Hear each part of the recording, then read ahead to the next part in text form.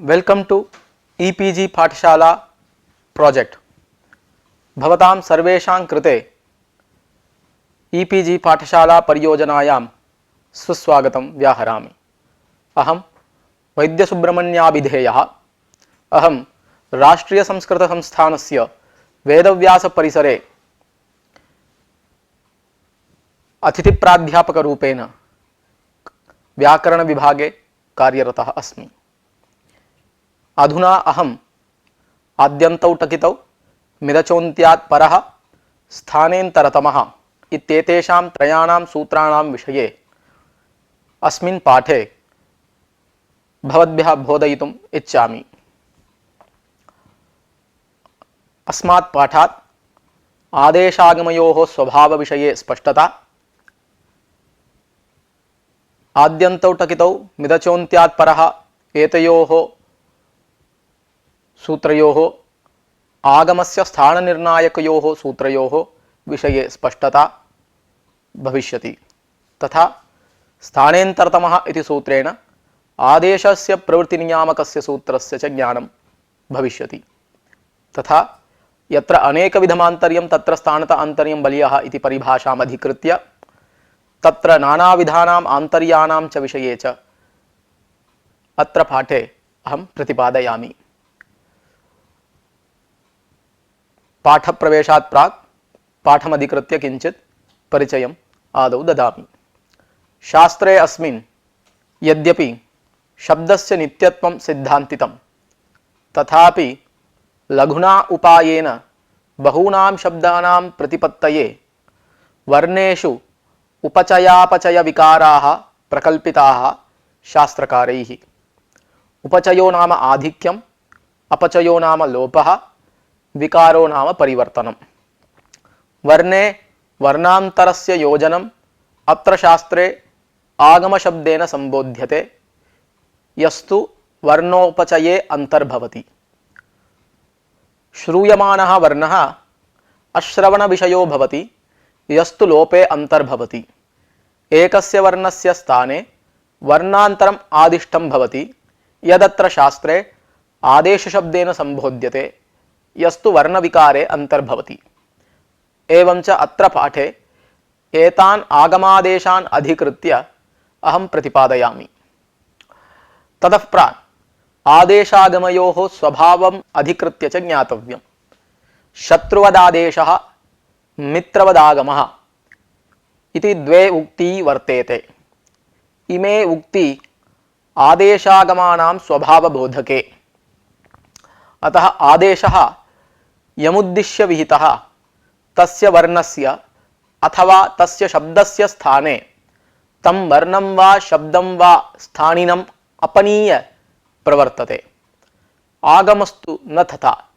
यमुद्दिश्य विहितः तत्समीपदेशे प्रवर्तते इति कारणात् आदेशागमयोः स्वभावबोधके ते उक्ति सर्वात्मना चरितार्थे। तत्र आगमः त्रिविधः: टित्, कित्, मित् इति। ट इत् यस्य सः टित्, क इत् यस्य सः कित्, म इत् यस्य सः मित्। यस्मिन् आगमे टकारस्य इत्संज्ञा भवति सः आगमः टिदिति व्यवह्रियते। यस्मिन् आगमे ककारस्य इत्संज्ञा भवति सः आगमः किदिति व्यवह्रियते। यस्मिन् आगमे मकारः इत्संज्ञको भवति सः आगमः मिदिति व्यवह्रियते। यदि एते आगमाः उद्देश्यस्य समीपदेशे प्रवर्तन्ते तर्हि पूर्वत्र वा परत्र वा इति संशये जाते तदपनोदनाय प्रवृत्ते इमे सूत्रे आद्यन्तौ टकितौ मिदचोन्त्यात् परः इति। टिदागमः उद्देश्यस्य पूर्वत्र प्रवर्तते, किदागमः उद्देश्यस्य परत्र प्रवर्तते इति आद्यन्तौ टकितौ इति सूत्रं बोधयति। मिदागमः उद्देश्यस्य अन्त्याद् अचः परत्र भवति इति मिदचोन्त्यात् परः इति सूत्रं बोधयति। आदेशाः यस्याः स्थानिनः स्थाने प्रवर्तन्ते तत्समाः स्थानिना अत्यन्तसदृशा भवन्ति इति बोधयति स्थानेन्तरतमः इति सूत्रम्। एवंच पाठे अस्मिन् आदेशागमयोः स्थाननिर्णयबोधकानि एतानि त्रीणि सूत्राणि अधिकृत्य प्रस्तूयते मया।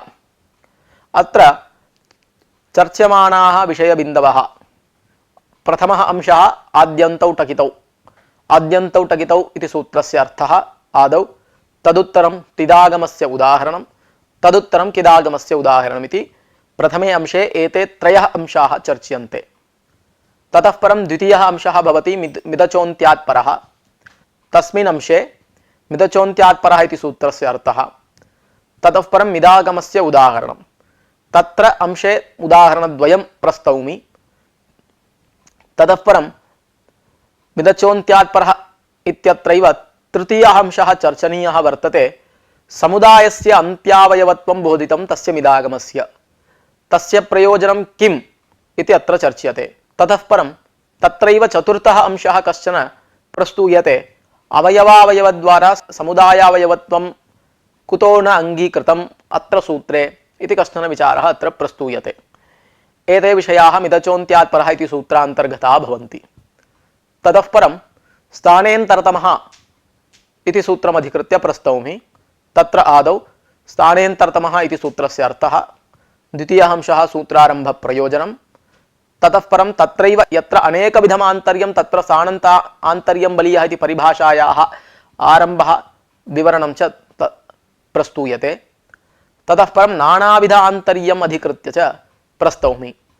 तत्र नानाविधान्तर्येषु स्थानसाम्यस्य उदाहरणम्, अर्थसाम्यस्य उदाहरणं, प्रमाणसाम्यस्य उदाहरणं, गुणसाम्यस्य उदाहरणं, ततः परं प्रसिद्ध एतत् चतुर्विध साम्येतर साम्यस्य उदाहरणं च, एतान् विषयान् सर्वान् अत्र अहम् अस्मिन् पाठे प्रस्तौमि।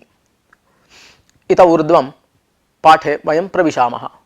आदौ आद्यन्तौ टकितौ इति सूत्रमधिकृत्य प्रतिपादयामि।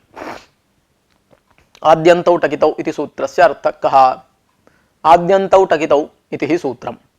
आदिश्च अन्तश्च आद्यन्तौ, तश्च कुच टकौ, टकौ यितौ ययोः तौ टकितौ इति द्वन्द्वसमासः क्रियते। तश्च कुच टकौ, टकौ यितौ ययोः त्वौ इति द्वन्द्वगर्भितबहुव्रीहिः अयम्। अत्र टकौ इत्यत्र यः द्वन्द्वसमासः कृतः तत्र तश्च कुच टकौ इत्यत्र कशब्दः हलन्तत्वेन उपस्थापितः। यदि तश्च कश्च टकौ इति अकारान्तत्वं तत्र ककारात् परत्र यदि अकाराः कश्चन उच्चारणार्थं स्वीक्रियेत तर्हि टकौ यितौ ययोः तौ इति विग्रहे कृते तादृशविग्रहे टकेतौ इति रूपं स्यात्, टकितौ इति रूपं न स्यात्।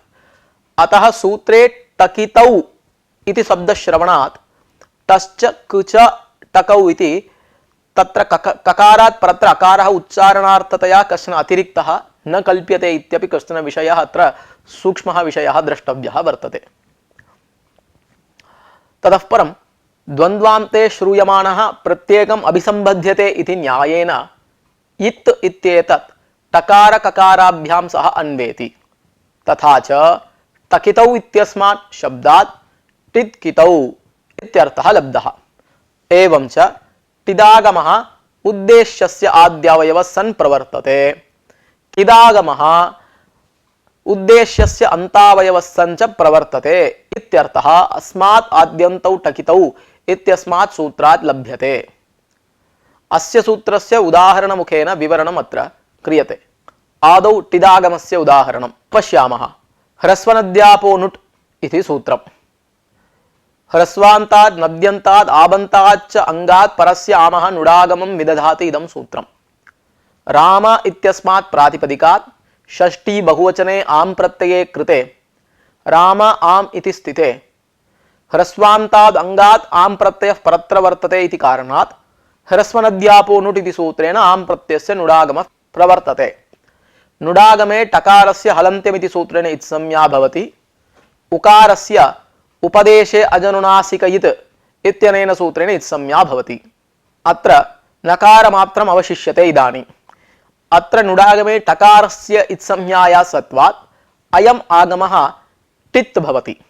अस्य टित्वात् अयम् आगमः उद्देश्यात् आम् प्रत्ययात् पूर्वत्र अर्थात तस्य आद्यवयवत्वेन प्रवर्तते, अर्थात पूर्वत्र प्रवर्तते। एवं सति राम नाम इति नुडागमे कृते स्थितिर्भवति। तदुत्तरं नामीति सूत्रेण दीर्घे कृते अट्कुप्वाङ्नुं व्यवायेपिति सूत्रेण नस्य णत्वे कृते रामाणाम् इति रूपं सिद्धम्। अत्रैव अपरमेकम् उदाहरणं पश्यामः। आमि सर्वनाम्नः सुट् इति सूत्रं वर्तते। अदन्तात् सर्वनाम्नः परत्र विद्यमानस्य आमः सुडागमं विददाति इदं सूत्रम्। यथा नुडागमः टित् तद्वत् सुडागमोऽपि टित्। तत्र टकारस्य हलन्त्यमिति सूत्रेण इत्संज्ञा, उकारस्य उपदेशे अनुनासिके इति सूत्रेण इत्संज्ञा भवति, सकारमात्रम् अवशिष्यते। अयमप्यागमः टित्। सर्व इति सर्वनाम सम्यकः शब्दः अदन्तः। ततः परत्र आम् प्रत्ययः परत्र वर्तते। सर्व आम् इति स्थिते अदन्तात् सर्वनाम्नः परत्र आम् वर्तते इति कारणात् आमि सर्वनाम्नः सुट् इति सूत्रेण आमः सुडागमो भवति। टित्वात् उद्देश्यस्य आम् प्रत्ययस्य आद्यवयवः सन् प्रवर्तते, अर्थात् आमः पूर्वत्र सुडागमः प्रवर्तते। तेन सर्व साम् इति जाते। तदुत्तरं सुडागमे कृते सर्व साम् इति स्थितिर्भवति। तदुत्तरं बहुवचने झल्येत् इति सूत्रेण सर्वशब्दे यो अकारः वकारोत्तरवर्ती तस्य एत्वे कृते सर्वेषां, ततः परम् इनको आदेश प्रत्ययोः इति सूत्रेण सकारस्य शकारादेशे कृते सर्वेषाम् इति रूपं सिद्धं भवति। एवं च यः आगमः टित् वर्तते सः उद्देश्यस्य आद्यवयवः सन्, अर्थात् उद्देश्यात् पूर्वत्र प्रवर्तते इति अनेन सूत्रेण बोध्यते। ततः परं किदागमस्य उदाहरणम् एकं पश्यामः। नोः कुक्टुक्षरी इति सूत्रम्। नकार नकारयोः क्रमशः कुक्टुकौ आगमौ स्तः शरिपरे इति अस्य सूत्रस्य अर्थः। नकारस्य कुगागमः नकारस्य टुगागमः भवति शरि। प्राङ् षष्ठः इत्यत्र शकारे शरिपरे नकारस्य कुगागमः प्रवर्तते। सुगन् षष्ठः इत्यत्र च शकारे शरिपरे नकारस्य टुगागमः च विहितः। कुगागमे टुगागमे च हलन्त्यमिति सूत्रेण ककारस्य इत्संज्ञा भवति। उभयत्रापि उकारस्य उपदेशे अजनुनासिके इति सूत्रेण इत्संज्ञा भवति। कुगागमे ककारमात्रम् अवशिष्यते, टुगागमे टकारमात्रम् अवशिष्यते। तेन इमौ आगमौ कित् भवतः। कित्वात् उद्देश्यस्य नकारस्य तथा नकारस्य च अन्तावयवौ सन्तौ प्रवर्तेते इमौ आगमौ, अर्थात इमौ आगमौ उद्देश्यात् नकारात् नकारात् परत्र प्रवर्तेते भवतः। एवं सति नकारात् नकारात् परत्र च अनयोः आगमयोः कृतयोः प्राङ् षष्ठः इति रूपं सिद्ध्यति, सुगण्ट् षष्ठः इति रूपं च सिद्ध्यति। एवं च आद्यन्तौ टकितौ इति सूत्रेण टित्किदागमयोः स्थाननिर्णयः क्रियते इति स्पष्टमेव। एतावता अस्य सूत्रस्य व्याख्या सञ्जाता। एतदुत्तरं मिदचोन्त्यात् परः इति सूत्रम् अधिकृत्य वक्तुमिच्छामि। मिदचोन्त्यात् परः इति सूत्रस्य अर्थः कः इत्यादौ पश्यामः। मिदचोन्त्यात् परः इति सूत्रम्। मित् अचः अन्त्यात् परः इति पदच्छेदः। मिदागमस्य स्थाननिर्णयार्थं सूत्रमिदमारब्धं पाणिनिना। अन्त्याद् अचः, अचः इति निर्धारणार्थे षष्ठी। अचां मध्ये यो अन्त्यः तस्मात् इत्यर्थः लभ्यते अचः अन्त्यात् इत्यस्मात् पदसमूहात्। एवं च यः मिदागमः सः अचां मध्ये यो अन्त्यः तस्मात् परत्र भवति इति ज्ञायते। आद्यन्तौ टकितौ इत्यस्मात् सूत्रात् समास प्रविष्टस्यापि अंतपदस्य एकदेशस्य अनुवृत्तिर्भवति तत्र स्वरितस्वरस्य प्रतिज्ञानात्। एवं च यः मिदागमः अन्त्याद् अचः परत्र तस्य समुदायस्यैव अन्तावयवः सन् प्रवर्तते इत्ययमर्थः लब्धः। तदेव उक्तं मिदागमः यमुद्दिश्य विहितः तदवयवः यः अच् अचां मध्ये यो अन्तिमः अच् ततः परत्र भवति तस्य समुदायस्यैव अन्तावयवश्च भवति इति। समुदायस्यैव अन्तावयवो भवति इत्यर्थः आद्यन्तौ टकितौ इति सूत्रात् अन्तपदानुवर्तनेन लभ्यते। तदुक्तं भट्टोजिदीक्षितेन सिद्धान्तकौमुद्याम् अचां मध्ये यो अन्त्यः तस्मात् परः तस्यैव अन्तावयवः मित् स्याद् इति उदाहरणमुखेन सूत्रार्थः अत्र प्रतिपाद्यते। नपुंसकस्य झलचः इति सूत्रम्। झलन्तस्य अजन्तस्य च क्लीबस्य नुमागमस्य सर्वनामस्थाने परे इति अस्य सूत्रस्य वृत्तिर्भवति। यशस् इति नपुंसकलिंगात् प्रातिपदिकात् प्रथमा विभक्ति बहुवचने जस् प्रत्यये कृते अनुबंधलोपे कृते यशस् अस् इति जाते जस् प्रत्ययस्य जश्शशोषिः इति सूत्रेण स्यादेशे कृते शकारस्य लशक्वतद्धिते इति सूत्रेण इत्संज्ञायां लोपे च कृते शिसर्वनामस्थानम् इति सूत्रेण सर्वनामस्थान संज्ञायां यशस् शब्दस्य नपुंसकलिंगत्वात् झलन्तत्वात् च नपुंसकस्य झलचः इति सूत्रेण नुमागमः भवति। तर्हि यशस् इति शब्दमुद्दिश्य नुमागमः विहितः। यशस् शब्दे अन्त्यः अच् शकारोत्तरवर्ती अकारः, अतः ततः परत्र नुमागमः भवति। तत्समुदायस्य अन्तावयवश्च भवति अयं नुमागमः। तथा च यशंस् इति जाते सान्तमहतः संयोगस्य इति सूत्रेण सान्तसंयोगस्य उपदायाः दीर्घे च कृते यशांसि इति जाते नश्चापदान्तस्य झलि इति सूत्रेण नकारस्य अनुस्वारे कृते यशांसि इति रूपं सिद्ध्यति। अतः अपरमेकम् उदाहरणम् अत्र पश्यामः। एवमेव ज्ञान इति नपुंसकलिंगात् प्रातिपदिकात् प्रथमा विभक्ति बहुवचने जस् प्रत्यये कृते अनुबंधलोपे च कृते ज्ञान अस् इति जाते जस् प्रत्ययस्य जश्शशोषिः इति सूत्रेण स्यादेशे अनुबंधलोपे च कृते शि सर्वनामस्थानम् इति सूत्रेण स्यादेशस्य सर्वनामस्थान संज्ञायां ज्ञान शब्दस्य नपुंसकलिंगत्वात् अजन्तत्वात् च नपुंसकस्य झलचः इति सूत्रेण नुमागमः प्रवर्तते। तर्हि ज्ञान शब्दमुद्दिश्य विहितः नुमागमः। ज्ञान शब्दे जो अन्त्यः अच् नकारोत्तरवर्ती अकारः ततः परत्र नुमागमः भवति। तत्समुदायस्यैव सः अन्तावयवश्च भवति। तथा च ज्ञानन् इति जाते नान्तस्य उपदाया दीर्घस्यात् असंबुद्धौ सर्वनामस्थाने परे इत्यर्थकेन सर्वनामस्थाने च असंबुद्धौ इति सूत्रेण नान्तस्य उपधायाः दीर्घे कृते ज्ञानानि इति रूपं सिद्धं भवति। एतावता द्वाभ्याम् उदाहरणाभ्यां मिदचोन्त्यात् परः इति सूत्रस्य विवरणं दत्तं, स्पष्टीकृतं च। इतः ऊर्ध्वं क्रियमाणः नुमागमः समुदायस्य अन्तावयवत्वेन किमर्थं बोधितः इत्यमुं विषयम् अधिकृत्य अत्र प्रस्तौमि। अन्त्यादचः परत्र प्रवर्तमानः नुमागमः तत्समुदायस्यैव अन्तावयवो भवति इत्यर्थः उक्तः वर्तते। तादृशकथनस्य च अत्र प्रयोजनमस्ति। अर्थात् अन्त्यादचः परत्र प्रवर्तमानः नुमागमः न अभक्तः सन् अर्थात् न कस्यापि अवयवो भूत्वा पृथक् तिष्ठति, नापि परसमुदायस्य प्रत्ययस्य अवयवो भूत्वा वा तिष्ठति इति तत्समुदायस्य अन्तावयवश्च भवति इति कथनेन लभ्यते। तथा च अन्त्याद् अचः परत्र प्रवर्तमानस्य नुमागमस्य अभक्तत्वे वा परसमुदायस्य आद्यवयवत्वे वा ज्ञानानि इत्यादौ दीर्घो न स्यात्। यतः ज्ञानानि इत्यत्र सर्वनामस्थाने च संबुद्धौ इति सूत्रेण दीर्घो विधीयते। आदौ तस्य अर्थः ज्ञातव्यः।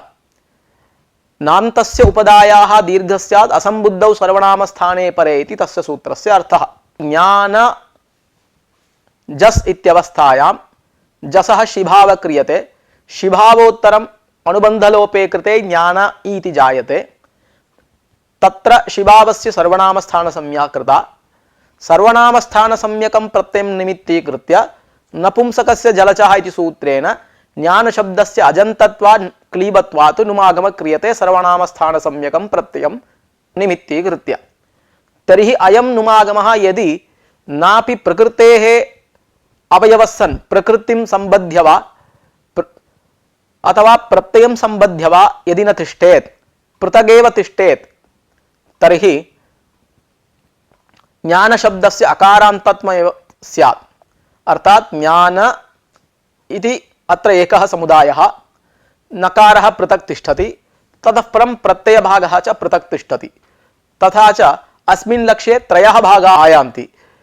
एकः भागः प्रकृतिभागः, अपरः भागः मिदागमः, तृतीयः भागः प्रत्ययभागः। तर्हि नकारस्य पूर्वावयव संबंधोऽपि नास्ति, परसमुदाय संबंधोऽपि नास्ति इति कारणात् अंगस्य नकारान्तत्वाभावात् सर्वनामस्थाने च असंबुद्धौ इति सूत्रेण दीर्घः भवितुं नार्हति। एवमेव प्रवृत्तस्य नुमागमस्य प्रत्ययावयवत्वं यदि उच्येत, परस्य आद्यवयवत्वं वा यदि वा उच्येत, तदानीमपि स एव दोषः, अंगस्य नान्तत्वं न स्यात्। अंगस्य नान्तत्वाभावे सर्वनामस्थाने च संबुद्धौ इति सूत्रेण दीर्घः भवितुं नार्हति। तथा सति ज्ञानानि त्रपूनि इत्यादि निरूपानि न सिद्ध्येयुः। एतदर्थं नुमागमः तत्समुदायस्यैव अन्तावयवो भवति इत्यङ्गीकारः आवश्यकः। अन्यथा ज्ञानानि त्रपूनि इत्यादीनां रूपाणाम् असिद्धिरेव। अमुम् आशयं मनसि निधायैव ग्रन्थकर्ता तत्समुदायस्यैव अन्तावयवश्च भवति इत्यर्थः प्रतिपादितः। अतः अयम् अर्थः अवश्यं वक्तव्य एव। आद्यन्तौ टगितौ इत्यस्माद् अन्तपदम् अनुवर्त्य तत्समुदायस्यैव अन्तावयवो भवति इत्ययम् अर्थः प्रतिपादनीय एव। एतदुत्तरम् अवयवावयवद्वारा समुदायावयवत्व अंगीकारे कश्चन दोषः वर्तते। तं विषयम् अधिकृत्य अत्र प्रस्तौमि। अत्र काचित् शंका उदेति। प्रवर्तमानस्य नुमागमस्य तत्समुदायस्यैव अन्तावयवत्वं किमर्थमुक्तम्? अन्तिमस्य अज्वर्णस्यैव अवयवत्वं किमर्थं नोक्तम्? अन्तिमस्य अज्वर्णस्यैव अवयवत्वे कथितेपि प्रवर्तमानस्य नुमागमस्य तत्समुदायान्त्यावयवत्वम् अक्षतमेव भवति। कथमिति चेत् अवयवावयवः समुदायावयवः इति कश्चन न्यायः वर्तते। अयं न्यायः दीधीवेवीटाम् इति सूत्रेण इडागमस्य गुणनिषेधकेन ज्ञाप्यते। कथम् इति पश्यामः। भविता इति रूपं, भूधातोः लुटि प्रथमपुरुष एकवचने भविता इति रूपं। तत्र भूधातोः लुट् लकारः, तत्र शपं बाधित्वा स्यतासी लृटोः इत्यनेन सूत्रेण तास् विकर्ण प्रत्ययो भवति। लुटः स्थाने तिप् प्रत्ययः, तिपस्थाने लुटः प्रथमस्य डारौ रसः इति सूत्रेण डा आदेशः। डा इत्यत्र डकारस्य इत्संज्ञा लोपः। ततः परं तास् प्रत्ययः बलाद्यार्धातुकः इति कारणात् आर्धातुकस्य इद्बलादेः इति सूत्रेण तास् प्रत्ययस्य इडागमः। तर्हि भू इतास् आ इति स्थिते सार्वधातुकार्धातुको इति सूत्रेण अंगस्य गुणे कृते भो इतास् आ इति जाते, अवादेशे भवितास् आ इति जाते, डित्व सामर्थ्यात् तास् इत्यत्र टिलोपे कृते भवित् आ भविता इति रूपम्। तर्हि अत्र आकारः प्रत्ययभागः, भवित् इति प्रकृतिभागः, अर्थात् भवित् इत्यस्य अंगसंज्ञा वर्तते, आ इत्यस्य प्रत्ययत्वं वर्तते। आ इति प्रत्यय निरूपित अंगसंज्ञा भवित् इत्यत्र। अत्र भवित् इत्यत्र इकारस्य इडागमस्य पुगन्तलघुपदस्य च इति गुणे प्राप्ते गुणवारणार्थं दीधिवेवीटाम् इति सूत्रे इड्ग्रहणम् उपात्तं वर्तते। तास् प्रत्ययावशेष तकारावयवस्य इडागमस्य तत्समुदायावयवत्व असंभवेन तस्य इडागमस्य उपदात्वस्यैव असंभवात् पुगन्तलघुपदस्य च इति सूत्रेण गुणे अप्राप्ते इडागमस्य गुणनिषेधार्थं दीधिवेवीटाम् इति सूत्रे इड्ग्रहणोपादानं व्यर्थं भाति। एवं च व्यर्थं सत् अवयवावयवः समुदायावयवः इति न्यायं ज्ञापयति। यद्यपि इड्ग्रहणे अनुवर्तमाने पुनः आर्धातुकस्येड्बलादेः इति सूत्रे पुनः इड्ग्रहणम् ईटः विकारान्तराभावं ज्ञापयति इत्युक्त्वा दीधिवेवीटाम् इति सूत्रे इड्ग्रहणं प्रत्याख्यातं, तथापि लोके अंगुलेः हस्तावयवद्वारा शरीरावयवत्वं यथा क्लृप्तं तथा अत्रापि अवयवावयवस्य समुदायावयवत्वं सुलभमेव। एवं सति लोकदृष्टान्तमादाय अवयवावयवः समुदायावयवः इति न्यायस्य सुस्थिरत्वमेव। एवं च अवयवावयवः समुदायावयवः इति न्यायेन अन्तिमस्य अज्वर्णस्यैव अवयवत्वे बोधितेपि प्रवर्तमानस्य नुमागमस्य तत्समुदायान्त्यावयवत्वम् अक्षतमेव भवति। अतः किमर्थं समुदायावयवत्वम् उक्तम्, किमर्थम् अन्तिम अज्वर्णावयवत्वं नोक्तम् इति चेत् उच्यते अन्तिमस्य अज्वर्णस्यैव अवयवत्वे बोधितेपि प्रवर्तमानस्य नुमागमस्य अवयवावयवः समुदायावयवः इति न्यायमादाय ज्ञानानि इत्यादौ दीर्घस्य सुलभत्वेपि समासे दोषः प्रसज्यते। पंच अरत्नयः प्रमाणम् येषां कुलानां तानि कुलानि पंचारत्नीनि इत्यत्र दोषः वर्तते। पंचारत्नीनि इत्यत्र तद्दितार्थोत्तरपद समाहारे च इति सूत्रेण तद्दितार्थे विषये संख्यावाचकस्य पंचन शब्दस्य अरत्नि शब्देन समासो भवति। प्रमाणार्थे अत्र मात्रच प्रत्यय कृतः वर्तते, तस्य च प्रमाणार्थक प्रत्ययस्य मात्रचः लुक् च भवति। पंच अरत्नयः प्रमाणम् येषां कुलानां तानि कुलानि पंचारत्नीनि कुलानि इति द्विगुसमासे पूर्वपद प्रकृतिस्वरः न स्यात्, स एव अत्र दोषः। अत्र पंचारत्नि शब्दस्य वृत्तौ नपुंसकत्वे सिद्धे तत्रापि बहुवचने नुमागमोत्तरं पदस्य विबध्यान्वाख्यान पक्षे अवयवावयवः समुदायावयवः इति न्यायाश्रयने उत्तरपदस्यापि नान्तत्वापत्या इगन्तत्व अपगमात् द्विगुसमासे इगन्तोत्तरपदे परे संख्यावाची पूर्वपदं प्रकृत्या स्यात् इत्यर्थकेन इगन्तकाल इत्यादि सूत्रेण पूर्वपद प्रकृतिस्वरो न स्यात्। नुमागमस्य तत्समुदायं प्रति अन्तावयवत्व कथने तु पंचारत्नि शब्दस्य नान्तत्वे सिद्धेपि उत्तरपदस्य इगन्तत्व अक्षयात् पूर्वपद प्रकृतिस्वरः सिद्ध्यत्येव। अतः एतत् फलमुद्दिश्यैव अन्तिमस्य अज्वर्णस्य अवयवत्वमनुक्त्वा प्रवर्तमानस्य नुमागमस्य तत्समुदायस्य अन्तावयवत्वमेव उक्तम्। तेन पंचारत्नि समुदायस्य अयं नुमागमः अन्तावयवो भवति, न तु उत्तरपदं यद् अरत्निपदं तस्य अन्तावयवो नास्ति। अतः उत्तरपदस्य नान्तत्वं नास्ति, अपि तु इगन्तत्वमेव, इगन्तत्वं तस्य अक्षतमेव। अतः इगन्ते उत्तरपदे परे पूर्वपद प्रकृतिस्वरश्च संख्यावाचकस्य सिद्ध्यति इति फलं वर्तते। एतावता विदचोन्त्यात्परः इति सूत्रस्य व्याख्या कृता। तदुत्तरं स्थानेन्तरतमः इति सूत्रम् अधिकृत्य वयं पश्यामः। स्थानेन्तरतमः इति सूत्रस्य अर्थः। स्थाने अंतरतमः इति हि सूत्रम्। स्थाने अंतरतमः इति पदविभागः अत्र द्रष्टव्यः। अतिशयेन अंतरः सदृशः अंतरतमः। स्थानं नाम प्रसंगः। प्रसंगो नाम एकस्य वर्णस्य स्थाने वर्णांतर प्रसक्तिरेव। स्थाने सति अर्थात प्रसंगे सति अंतरतमः आदेशः कर्तव्यः इति सूत्रार्थः सिद्ध्यति।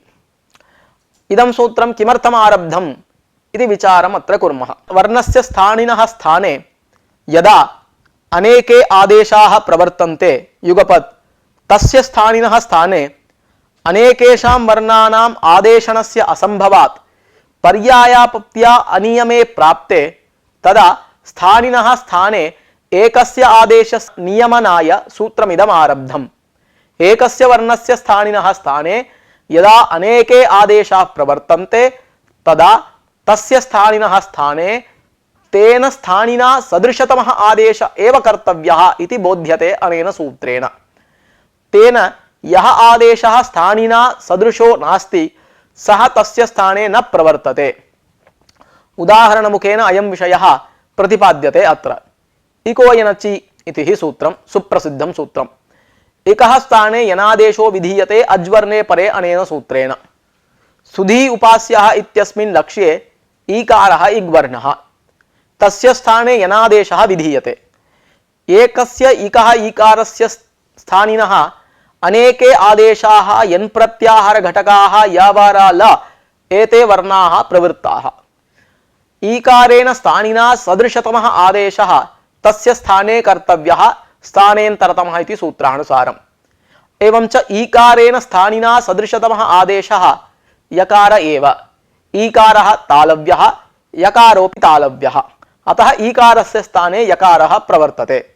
वकारस्तु दन्तोष्ट्यः रेफः मूर्धन्यः लकारः दन्त्यः एवञ्च ईकारेण सदृशतमः आदेशः यकारः इति कारणात् सुधीयुपास्यः इत्यत्र ईकारस्य स्थाने यकारः प्रवर्तते न तु अन्ये वर्णाः वाराल एते वर्णाः तथा च शुद्ध्युपास्यः इति अभीष्टं रूपं सिद्ध्यति तथा च ईकारेण सह यावाराल इत्येतेषां वर्णानां सादृश्याभावात् यकारेतर वर्णाः निवृत्ता भवन्ति एवमेव ऊरुल इत्येतेषां वर्णानां स्थाने च तत्तत् सदृशतमाः आदेशाः वाराल इत्येते एव प्रवर्तन्ते।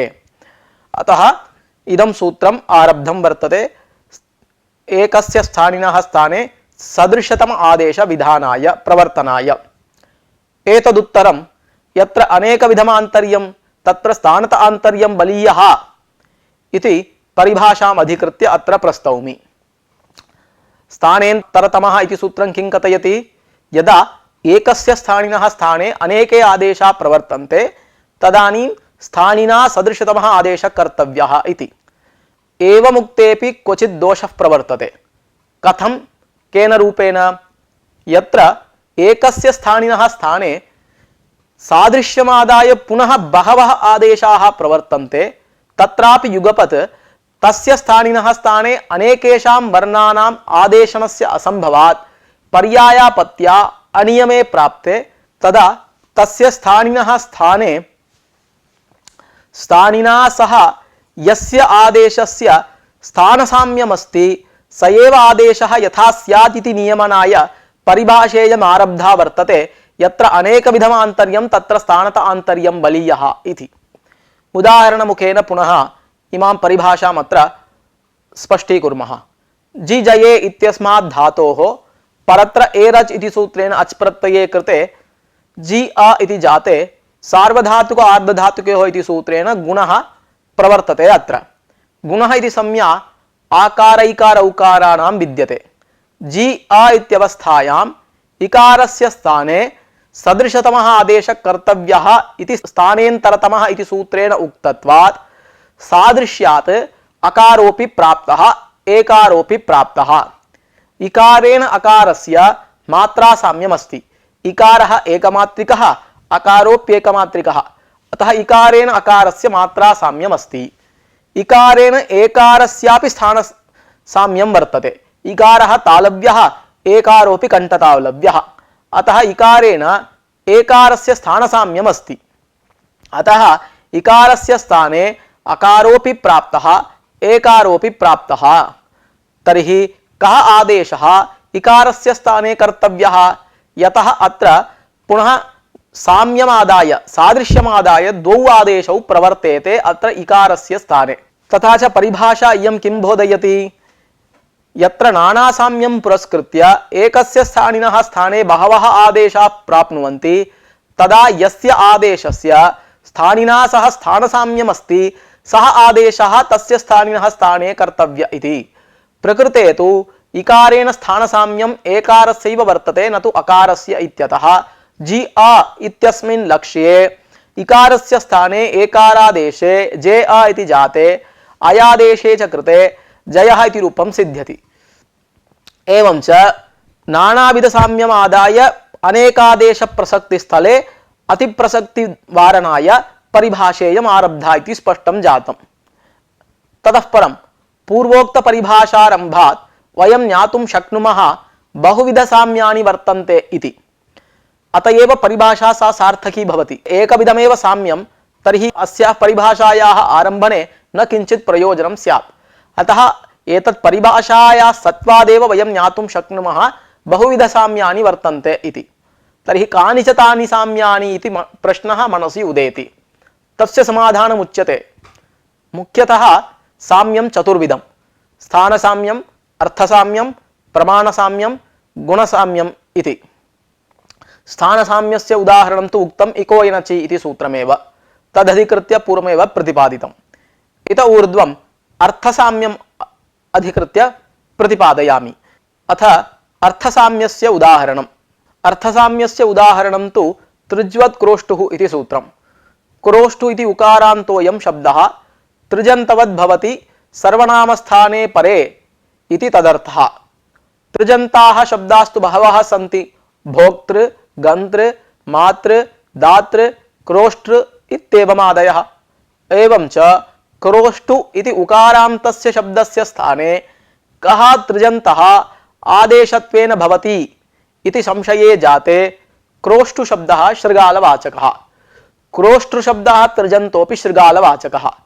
कृषु धातोः उभयत्र तुल्यत्वात् अर्थसाम्यं वर्तते क्रोष्टु शब्द क्रोष्टु शब्दयोः। अतः क्रोष्टु इति उकारान्तेन शब्देन सह क्रोष्टु इति तृजन्त शब्दस्य अर्थसाम्यमस्ति, न तु इतरैः तृजन्तैः शब्दैः इति कृत्वा इतरे ये तृजन्ता शब्दाः भोक्तृ, गन्तृ, मातृ, दातृ प्रभृतयः ते निवृत्ता भवन्ति। क्रोष्टु शब्दस्य उकारान्तस्य स्थाने क्रोष्टु शब्दः तृजन्त एव आदेशत्वेन प्रवर्तते अर्थसाम्यमादाय। इदम् अर्थसाम्यस्य उदाहरणं भवति। एतदुत्तरं प्रमाणसाम्यस्य उदाहरणं। प्रमाणं नाम किं? प्रमाणं नाम मात्रा, वर्णोच्चारण काल परिमाण विशेषः इत्यर्थः। मात्रासाम्यस्य उदाहरणं भवति अदसोसेर्दादुदोमः इति सूत्रमेव। अदशब्दावयवस्य दकारस्य मकारादेशः दकारात् परत्र विद्यमानस्य उकारादेशश्च विधीयते अनेन सूत्रेण। उ इत्युच्यमाने अणुदित् सूत्रबलेन तस्य अण्प्रत्याहार प्रविष्टत्वात् अष्टादशानाम् उकाराणाम् अत्र उपस्थितिः भवति। यद्यपि अविधीयमान एव अन् स्वसवर्णान् गृह्णाति उकारस्तु विधीयमानः, तथापि न अष्टादश उकारान् न गृह्णाति इति वक्तव्यं। तथापि भाव्यमानोऽप्युकारः सवर्णान् गृह्णाति इति परिभाषया तेन विधीयमानेन उकारेण स्वसवर्णानाम् अष्टादशानाम् उकाराणां ग्रहणं भवत्येव। एवं च अदशब्दात् औप्रत्यये त्यदादीनामः इति सूत्रेण अत्वे अतोगुणे इति सूत्रेण पररूपे वृद्धौ च कृतायाम् अदौ इति जाते अत्र दकारस्य मकारादेशः औकारस्य स्थाने उकारादेशश्च प्रवृत्तः। दकारस्य स्थाने मकारादेशे कृते औकारस्य उकारादेशः कर्तव्यः इत्युक्तं। तर्हि औकारः द्विमात्रिकः, अष्टादशानाम् उकाराणाम् उशब्देन अत्र उपस्थितिः भवति। एकस्य औकारस्य स्थाने अष्टादशानामपि उकाराणां प्रवृत्तिः दुर्वाच्या। अतः कः तत्र औकारस्य स्थाने प्रवर्तते इति संशये जाते औकारः द्विमात्रिकः दीर्घः, तेन सह मात्रासाम्यं दीर्घस्य ऊकारस्यैव अस्ति इति कारणात् औकारस्य स्थाने ऊकारादेशः दीर्घः प्रवर्तते। तथा सति अमु इति इष्टरूपं सिद्ध्यति। इदं भवति प्रमाणसाम्यस्य उदाहरणम्। इतः परं गुणसाम्यस्य उदाहरणं पश्यामः। गुणो नाम बाह्यप्रयत्नः। तदुदाहरणं तावत् झयोः अन्यतरस्याम् इति सूत्रमेव। झयः परस्य हस्य पूर्वसवर्णः विधीयते अनेन सूत्रेण। वाग् हरिः इत्यस्मिन् लक्ष्ये अस्य सूत्रस्य प्रवृत्तिर्भवति। हकारः झैवर्णः, वाग् हरिः इत्यस्मिन् लक्ष्ये झयोः अन्यतरस्याम् इति सूत्रस्य प्रवृत्तिर्भवति। अत्र हकारः झैवर्णात् गकारात् परत्र वर्तते। तस्य हकारस्य स्थाने गकारसवर्णः आदेशः कर्तव्यः। गकारसवर्णास्तु ख, ख, ग, घ, ङ इत्येते वर्णाः भवन्ति। एतेषु पञ्चसु वर्णेषु कः हकारस्य स्थाने कर्तव्यः इति संशये जाते बाह्यप्रयत्नसाम्यमादाय आदेशः अत्र क्रियते। हकारः संवारनादघोषमहाप्राणप्रयत्नवान्। एते संवारनादघोषमहाप्राणाः एव गकारस्य बाह्यप्रयत्नाः इत्यतः हकारस्य स्थाने घकार एव भवति। हकारस्तु संवारनादघोषमहाप्राणप्रयत्नवान्। तस्य स्थाने एतेषु ख, क, ख, ग, घ, ङ एतेषु वर्णेषु संवारनादघोषमहाप्राणः या एव घकारस्यापि बाह्यप्रयत्नः इत्यतः हकारस्य स्थाने घकार एव आदेशत्वेन भवति।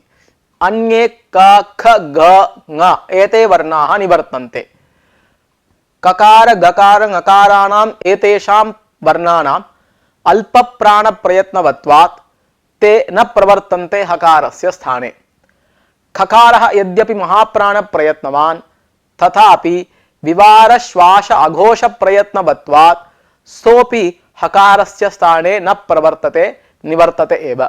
एवं च हकारस्य यः बाह्य प्रयत्नः वर्तते संवारः नादः घोषः महाप्राणश्च स एव बाह्य प्रयत्नः घकारस्यापि इति कारणात् हकारस्य स्थाने घकारादेशो भवति। तेन वाग्घरिः इति इष्टं रूपं सिद्ध्यति। ततः परं मुख्यतः इमानि चत्वारि प्रसिद्धानि साम्यानि प्रतिपादितानि। एतदुत्तरम् एतेभ्यः साम्येभ्यः अतिरिक्तं किञ्चित् साम्यम् अत्र प्रतिपाद्यते। इमानि चत्वारि साम्यानि अतिरिच्यापि साम्यानि वर्तन्ते। द्वयोः वर्णयोः साम्यराहित्यमपि एकं साम्यम् इत्यभिप्रायेण अनान्तर्यमेव तयोरान्तर्यम् इत्युक्तं वर्तते स्थानेन्तरतम इति सूत्रे भाष्ये। अतएव ऋकारस्य स्थाने गुणे कर्तव्ये अयेवो एतेषु कः कर्तव्यः इति संशये जाते इकारोकारयोः एकार उकारयोः परस्परं स्थानसाम्येन स्थान्यादेशभाव संबंधस्य संभवात् सुस्थिरत्वात् ऋकारस्य सदृश आदेशाभावात् अकारस्य सदृश स्थानित्वाभावात् नष्टाश्वदग्धरतन्यायेन ऋकारस्य अकारादेश क्रियते। कोऽयं नष्टाश्वदग्धरतन्यायः द्वौ पुरुषौ वर्तेते उभयोः सविदे अश्वरथौ वर्तेते। एकस्य अश्वः नष्टः अपरस्य रथः दग्धः। तर्हि यथा परस्परं विनिमयेन उभौ अपि तत्र रथाश्वयोः योजनेन कार्यं यदा साधयतः ताभ्याम् अश्वरथाभ्यां तद्वदेव अत्र ऋकारस्य सदृशः आदेशः नास्ति अकारस्य सदृशः स्थानी नास्ति। एतादृशयोः ऋकारकारयोः परस्परं विनिमयेन ऋकारस्य स्थाने अकारः आदेशत्वेन प्रवर्तते गुणसम्यकः। तदपि उरन्रपरः इति सूत्रानुसारं रपरस्सन् प्रवर्तते। एवं च आनन्तर्यमेव तयोः ऋकारकारयोर् आन्तर्यम् इति स्थानेन्तरतम भाष्ये उक्तम्। एतदेव भवति साम्यराहित्यमप्येकं साम्यम् इति। ततः परं पादशब्दस्य पदादेशो विधीयते पद्दन्नो मा सृन् निशसन् यूषन् दोषन् यकैन् छकन् नुदन् आसैन् छस् प्रभृतिषु इति सूत्रेण पादशब्दस्य पदादेशो विधीयते। अत्र वर्णानुपूर्वी साम्यमपि एकं साम्यं स्वीक्रियते। अतएव पादशब्दस्य पदादेशः कृतः। चरणशब्दस्य वा उत अंघ्रिशब्दस्य वा पदादेशो नास्ति। एवं च पादशब्दस्य स्थाने पद्दन्नो मा इत्यादि सूत्रेण पदादेशः भवति। तत्र पादपद शब्दयोः वर्णानुपूर्वी साम्यस्य सत्वात् पादशब्दस्य स्थाने पदादेशः प्रवर्तते न तु चरणांग्रि शब्दानां स्थाने। चरणादि शब्दानां विषये भिन्न आनुपूर्विकत्वात् चरणादि भिन्न आनुपूर्विकानां शब्दानां स्थाने पदादेशो नास्ति। एवं च प्रसिद्ध इतरा साम्यान् अधिकृत्यापि अत्र साम्यद्वयं किञ्चित् अतिरिक्तं प्रतीयते इति शम्।